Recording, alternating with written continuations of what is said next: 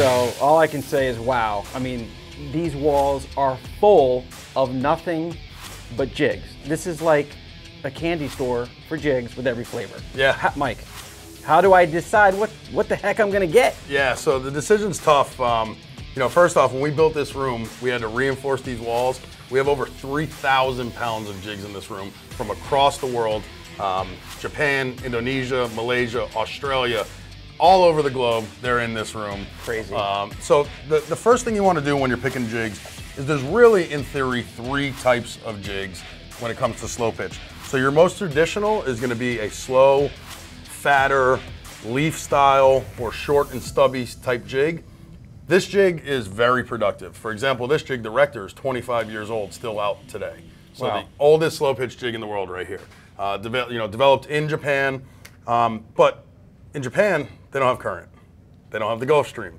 So we can't use this every day here. So what happens is as you're dropping this, you see that little leaf in the jig, match that up with 4 knots of current and it goes bye-bye.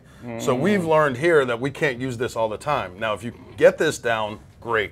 If you're in a low current situation, the Bahamas or parts of the Gulf. What's low? What would you define as low current? 1/2 knot to 1.5 knots is going to be your dream current for slow pitching. All right. Really, anything above 4 knots, stay home. Yeah, forget about it. It's just not the right day to jig. Right. So, but in that, great jig. From there, you go to what we call like a center weighted jig. So this one has all the weights running down the middle. It's got some wings on it. This is going to be a moderately fast drop, but can also be slowed down just by controlling it with thumb in the spool a little bit. So you can go a little bit on both.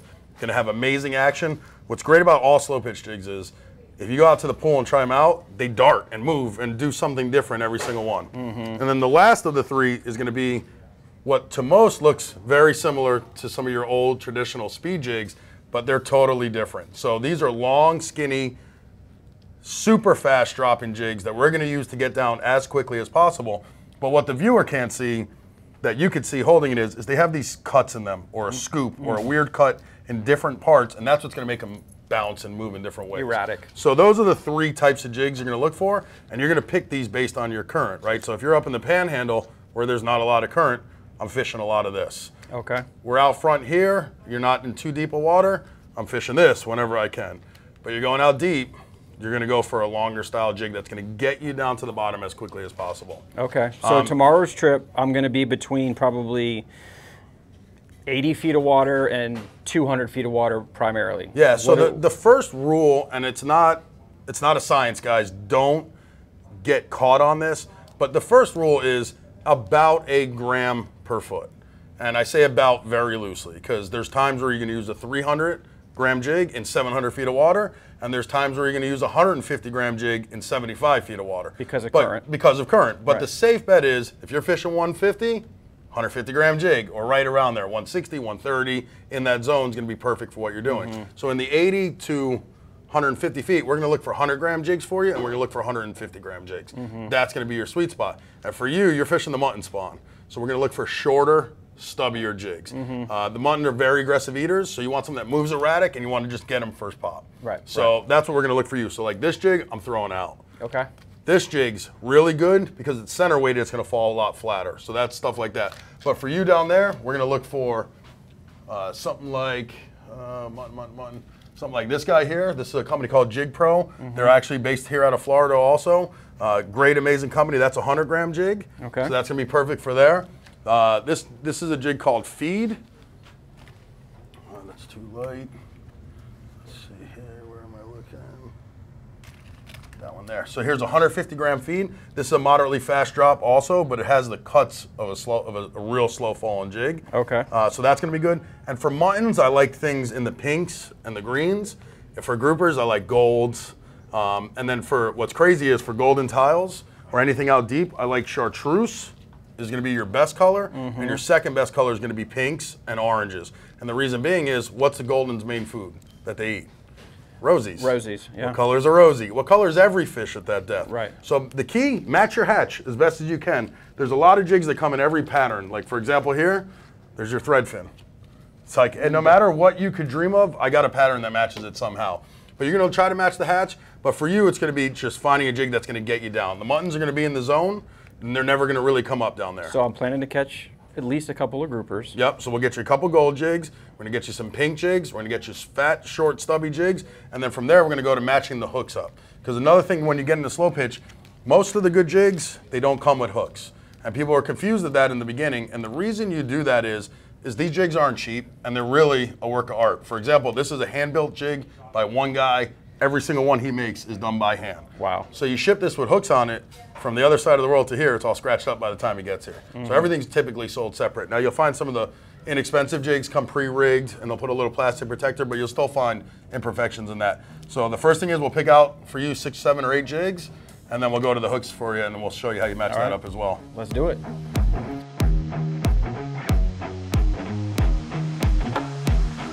All right, guys, so as we're walking in to show Jamie our jig selection, we have some awesome guests that stop by. You guys know them. They're the one and only Gale Force Twins. And what's super cool is both of them have already done countless videos on slow pitch jigging, and you guys do it a lot, right? So tell us your experience with slow pitch, each of you. What's your best catch on slow pitch so far? So my best catch on slow pitch was, I don't even know how big was it. It was a snowy. It was a really nice size snowy, like this big, and it was, I hand cranked it from 600 feet. So Jamie, we were talking about this earlier, said, can you really catch a grouper on these flimsy rods? Yeah. No problem, right? Yeah, I'm just used to fishing the old traditional big, and then heavy you gear. just caught a red grouper also, right? Or who got the red? Yeah, I think I just saw your red grouper, right? I mean, we catch reds, we catch big muttons. Muttons. I think pretty much like the way it works is if someone's catching something on bait, like the slow pitch is definitely gonna work. You're never gonna be out there and no one's catching, and then you think like you're not gonna question yourself. Is what I'm saying. Right. Okay. So do you feel like, I mean, have you found that the slow pitch outfishes the dead bait to you guys, or I mean, how do you typically? I feel like it's either equal or better. Okay. That's how I would feel. I would definitely not worse. It's not worse at all. Like it's definitely either equal or better depending on the day and what's biting. So the downside of bait fishing is sometimes you could be questioning how you presented it. Like, did I get tangled? It's been down for too long. Did I get a bite and I didn't feel it? But with slow pitch, you know if there's a fish and you don't question what's going on. You also know if your jig is tangled on your line. You'll feel it as soon as you jig. With slow pitch, you can feel everything. Well, I think another like a key thing with slow pitch is, and we were talking about, I had a group that went down, I don't know if you guys know Marsad, last week and went fished the Tortugas private, and his buddy was fishing nothing but slow pitch, and they were back and forth, the other guys. Tommy Rogers? Yeah, and he was just whacking the muttons. Whacking the muttons. Brother. Yeah, whacking the muttons, and he's going, look, the key is when you're fishing your bait and you're fishing slow pitch, you guys both catch a fish, you're taking a few minutes to get set back up to go catch. Yeah, you're already on fish number 2. So you're just right back down. Bam, bam, bam. There's no conversions quick. You don't have to worry about cutting, butterflying, presenting, anything. Just whoop, drop down, go again, you know? So, so that part's cool. Well, we appreciate you guys stopping by. It was awesome that you guys walked in. Perfect timing. So you guys, I'm guessing if you're watching our video, you have to know who these two celebrities are, but we're going to give you a shameless plug. So it's the Gale Force Twins. The channel is what? Gale Force Twins. And they've got like 100,000 plus subscribers. Like, we're just a microscopic channel compared to them. But check them out. Great video, great content, and it's real content. So thanks for jumping on the video, guys. Thank you. It's great to run to you guys. Awesome, guys. What do we have covered right now? So 150 gram, that's gonna be a little bit on your deeper side. 100 gram for your shallower side. This is gonna be your mutton and these are actually good for muttons and groupers. So these are kind of more for both. This guy here, this is gonna be your grouper killer. Okay. 150 grams. So this one's actually called the Gangster Stick. I like it. Awesome names. So that covers that. So this is 220 grams. This is the grouper killer here. So I call this pink strawberry lemonade. If you go on my website and you look up these jigs, so a lot of these jigs on the other side of the world, they don't have names as far as the colors. So if you're on our website, you'll see we make up a lot of the names. So for example, this one, for perfect reason, is pink strawberry lemonade. I love it. Another one is one like this right here. I named that the Rainbow of Death. So we come up with these names to kind of make it easy for you guys and then easy for us to remember, because they don't have names, a lot of these, because a lot of this stuff is still handmade. So that's that. And then this guy right here, Sea Falcon Z Slow. That's another grouper killer right there. Okay. What's the weight on that one? 150. Okay. So you got 150, 150, 100, 150, 220. Okay. I would fish mainly in the 150s for that whole zone you're in. Okay. But in case you do find like a 75 footer, I'd have that 100 gram. Okay. So Jamie, last part that we have to do is we have to match the proper hook size based on each size of the jig you got. So we'll go over to the hook section next, we'll do that. But before we do that, I gotta show you something that's pretty cool. So we've created the underwater environment in this jig room so that you could see two things. One, how these jigs work under a special light, and then two, how the fish see these jigs 300 or 400 feet down. I like it. So first thing we're gonna show you is the awesomeness of our glow room. Wow. So this shows you all the ultraviolet light, the UV coatings that these jigs have, the glow coatings. The kids love this when they're in here. The adults love this when they're in here. It really shows you the vibrant color. But what I really created this for was to show you what these fish see on these jigs 400, 500, 600 feet down where it's pitch black. So when we cut off those lights, what you're gonna see is what the fish sees. Wow, that's nuts.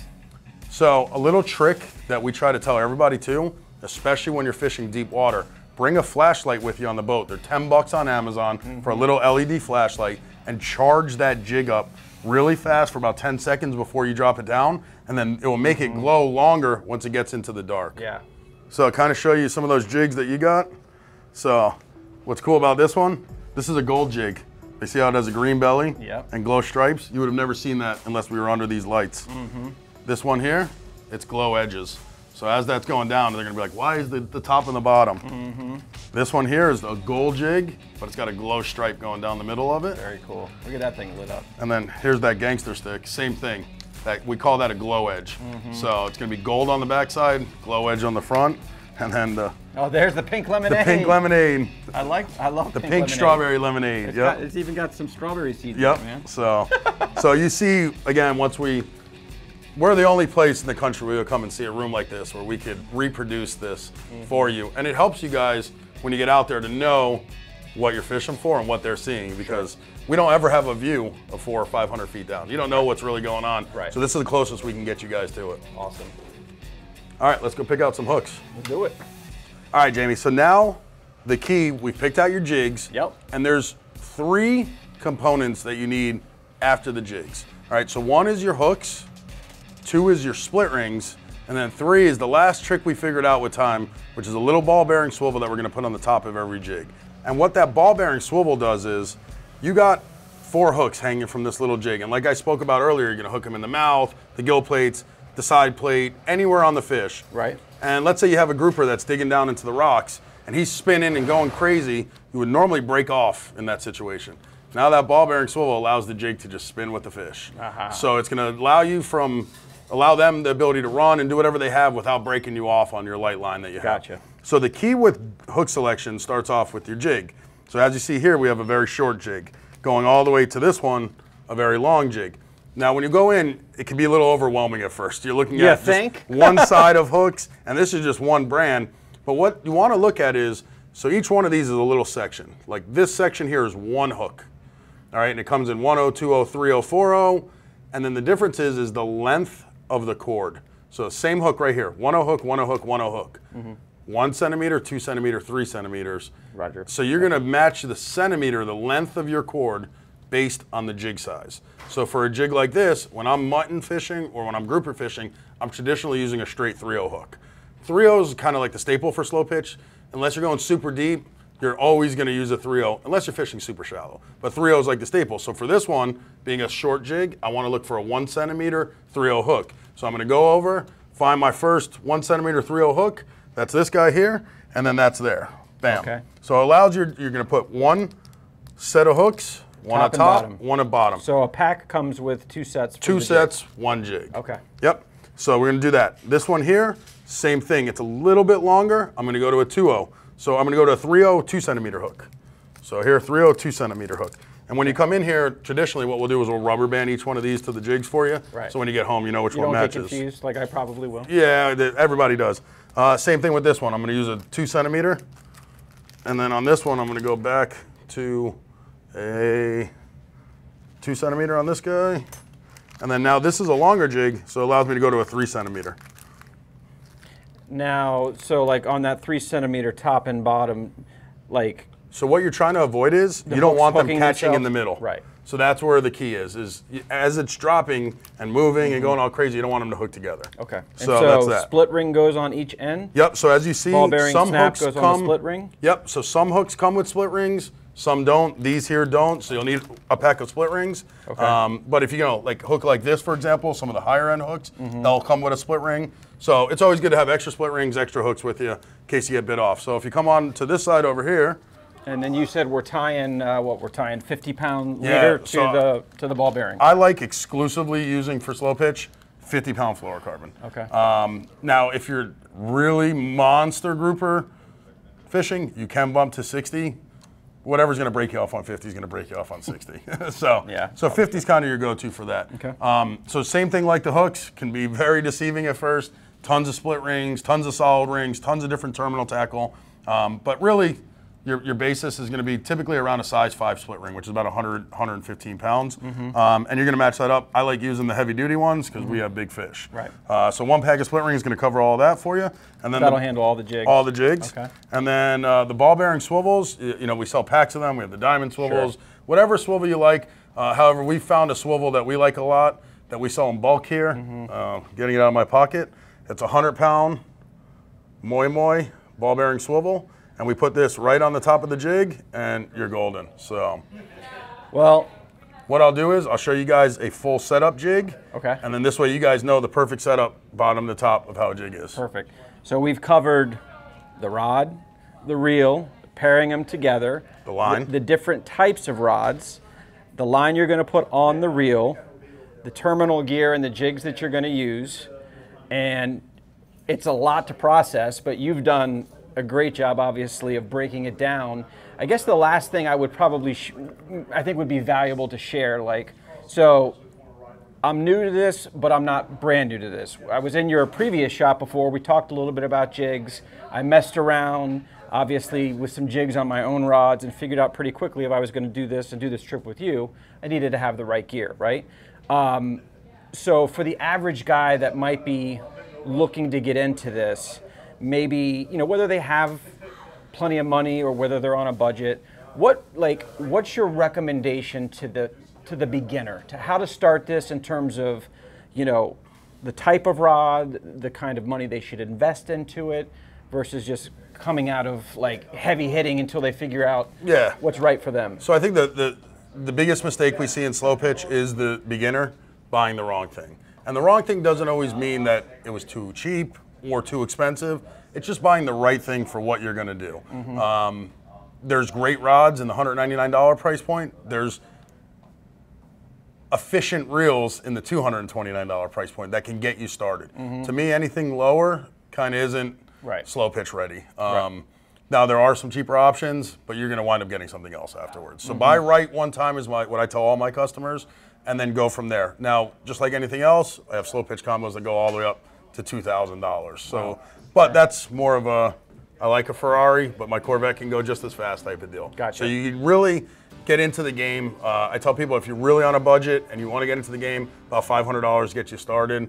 But if you want to get into it right and have something really good that's going to last you forever, you can start around the $800 price point. Okay. Well, all I could say is if you are in the market for some slow pitch jigging, whether it's jigs, rods, or whatever, there is no other place to go. If you live locally here in Pompano, he's in your backyard.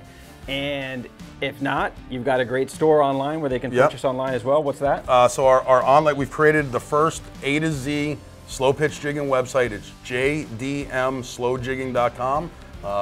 He'll get you a shot of that up there. On there, we have everything in this room, all the reels, all the rods, all your tackle, your bags, anything you can imagine for slow pitch, it's on there. Some other things we didn't touch base on, I won't spend much time about it, is we carry even the weird terminal tackle as far as like paracord to tie your own hooks, wrapping leader in case you want to glue on hooks, your flash if you want to add it. Anything you can imagine. We even have stickers that you could add to your beat up jigs to add more different glow patterns. So if you could think it for slow pitch, we got it. That's kind of what our basis was built on, is having A to Z, and we are the only person in the country that has everything. So. And while they're super specialized in this, they offer everything else under the sun too as far as offshore saltwater fishing is concerned. So what we'll do for you guys in this video, in the description below, I will map out everything that we have built out here in terms of the rod and reel combo, the jigs and stuff that we're going to be playing around with, so that you can see what we've purchased here from Mike. And if you are considering playing around with the slow pitch stuff, give him a call and they'll take care of you.